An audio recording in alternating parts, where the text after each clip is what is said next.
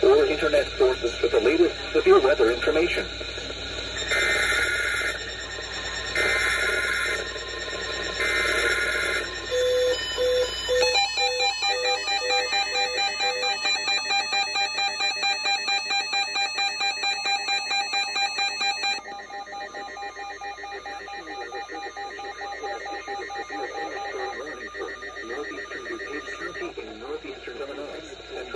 In northeastern Illinois until 1 a.m.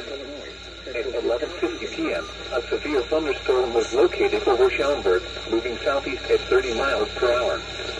Hazard, 60 miles per hour wind gusts and quarter-size hail.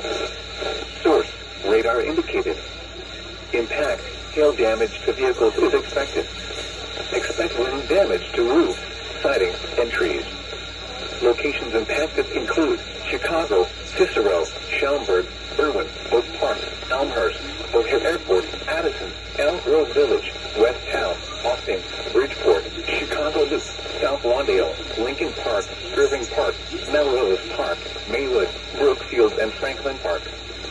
Including the following interstates: Interstate 55 between mile markers 288 and 294.